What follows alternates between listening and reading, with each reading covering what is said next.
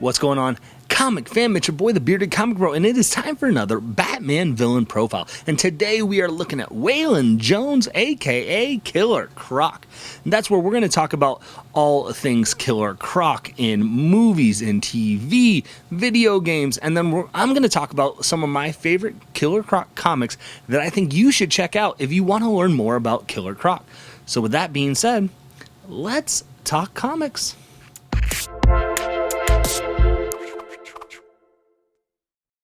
That's right, gang, we're talking Killer Croc, and I'm excited for this episode. Killer Croc's first appearance was in Batman 357. Now, he also made a cameo before that in Detective Comics 523. Now, 357 is known as Killer Croc's first appearance. That's where it is in DC books and everything. It's been said that 357, Batman 357, is Killer Croc's first appearance. Now, Key Collector app will tell you that it's not his first appearance, and I'm kind of curious to see what you at home who are watching this video, because Detective Comics 523, he is in cameo in a trench coat, as you can see here. You don't see any of his features. He doesn't even go by Killer Croc. It's just Croc. Like, the exact same thing happens in 357, Batman 357. You don't see his face. It is still just a trench coat, but it's all around says 357. You look at the market for eBay, you can find this for $100 or whatever, around that price range on eBay and things. And it's selling far more superior than Detective Comics 524, which is where you actually see his face as Killer Croc. You see him finally outside the shadows of a trench coat.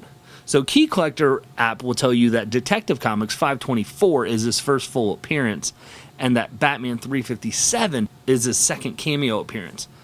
But everywhere else, the market dictates that it's Batman 357, but I'm curious to know in your comments below, what do you guys think? Is it 357 should be his first full appearance, or should it be Detective Comics 524? Gang, I don't really care one way or the other because I don't own either copies, so I'm just really curious to see what you guys think at home.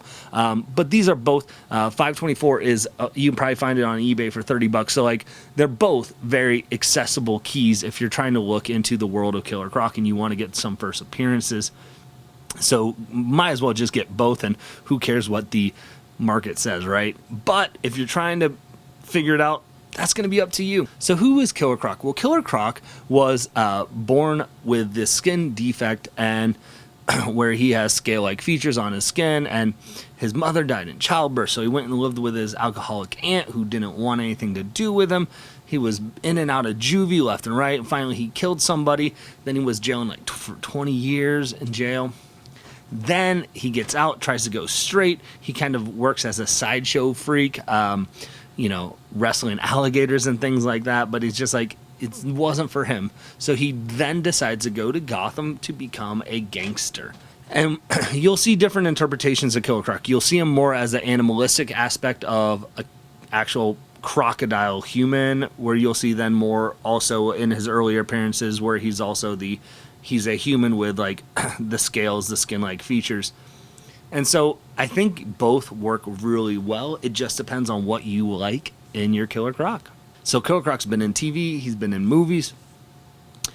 His movie appearance was in the Suicide Squad movie. Adewale, and I'm going to butcher his name, so I'm just going to say Adewale, who you might know better as Mr. Echo from Lost, played him in Suicide Squad. He didn't do a bad job. The problem is there wasn't just much for his character to do. The script really didn't provide anything for Killer Croc to do in the movie. So it wasn't a bad performance or a bad interpretation of Killer Croc. It was just blah, because there wasn't much there for him to do with the character that was presented. Gang, you know I love Batman the Animated Series, and so some of my favorite appearances of Killer Croc were in Batman the Animated Series. He first showed up in Vendetta, which is an episode where he had associations with Harvey Bullock, and he's framing Harvey Bullock for some stuff.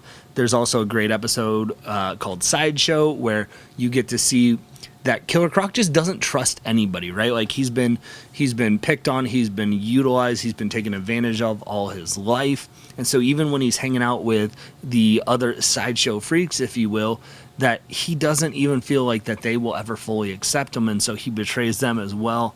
And so you get to see in these Killer Croc stories this kind of origin aspect of trying to figure out who he is as someone who's been, never wanted, disowned his entire life, and has just been, a sideshow act, right? Like he's been, put on stage to be laughed at, or, to perform for people, like that. This really messes with his psyche as who he is as a person, and, can he trust people? Can he ever have a normal life? And those aspects. And Sideshow does a really good job about doing that.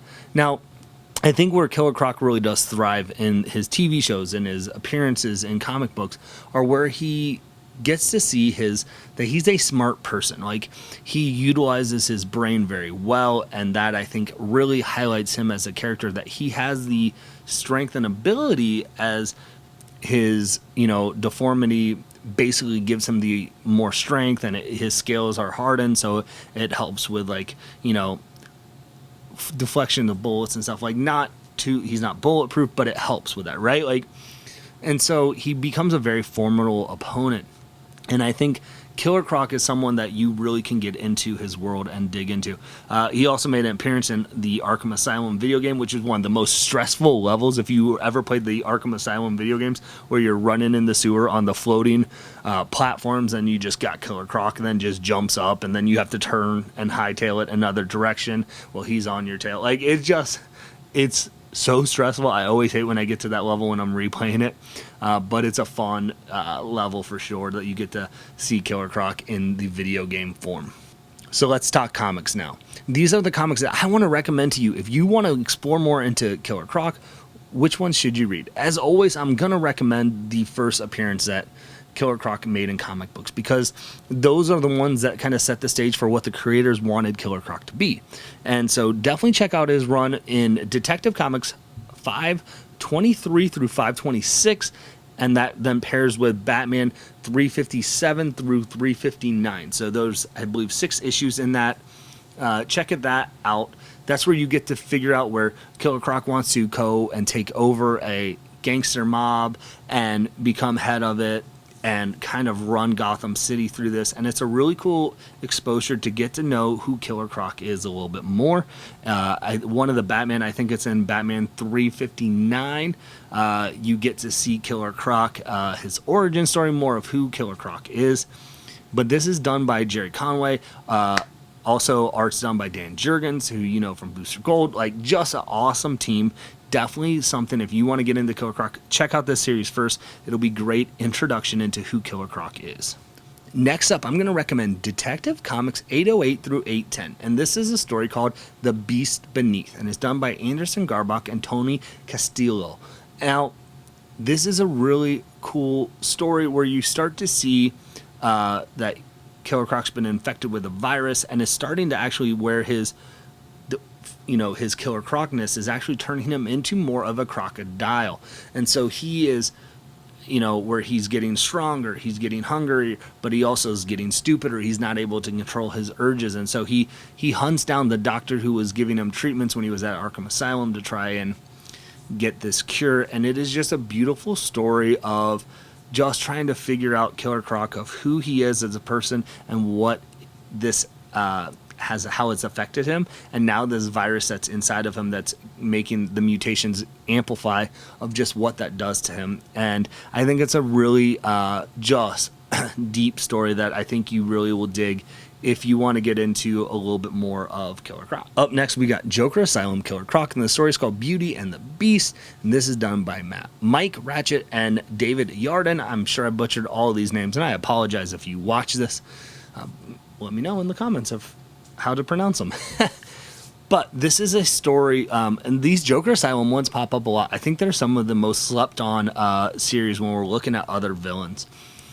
And this is a story where Killer Croc, again, he escapes out of Arkham Asylum literally by biting through his own arms, because then they regrow. So he gets out of his own chains by like, holy buckets, that's insane.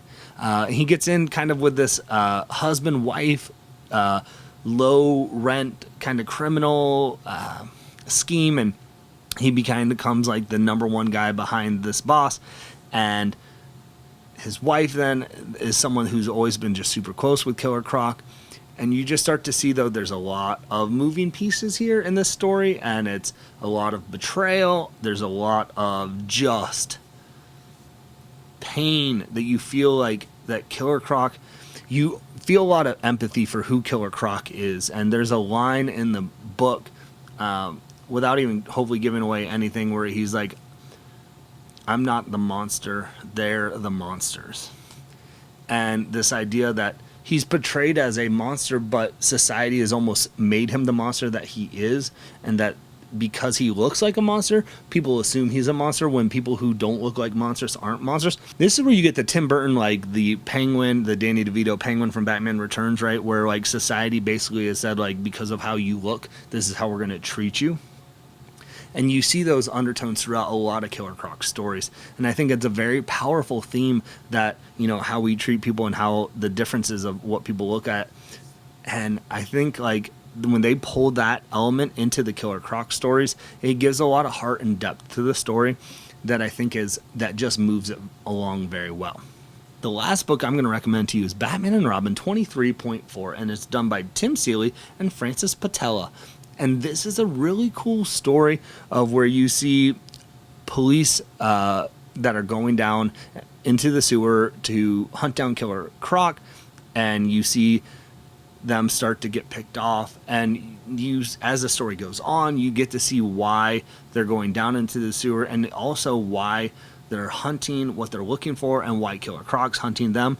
And this is just a really cool, like, neat story that you get to see some aspects. I think I love Tim Seeley's writing on here because you get to see some more background of the origin story of Killer Croc, about how he has scales and how he, when he was living with his aunt, she'd make him basically rub soap on his body to basically till he bled to get the scales off his body, and just dealing with that, and again dealing with how his appearance affected him and the people around him, and how that happens. And this plays into the story. And I think this is one, I don't want to go into too much detail, but this is one of my favorite Killer Croc stories. It's a one-shot. Definitely check it out. I think read the Detective Comics Batman run, and then if you're only going to read one other Killer Croc, do Batman and Robin 23.4. And the other ones are great, but I really like that one for sure. So gang, that is Killer Croc. We've talked movies, we've talked TV briefly, we talked a lot about first appearances and what they are, and I want to know, again, your thoughts. Should the first appearance be Batman 357, which is widely known as his first appearance, or should it be Detective Comics 524, where you actually get to see him outside the trench coat? Because it doesn't seem like much differential between 523, the first cameo appearance in Detective, and the first full appearance according to everywhere out there except for Key Collector. Let me know your thoughts on the first appearance, as well as who would you like to see next on a Batman villain profile. Hopefully you guys are still enjoying this series. I'm having a blast doing these videos. With that being said, hopefully you can find some time to curl up, grab a book, and nerd out. Peace.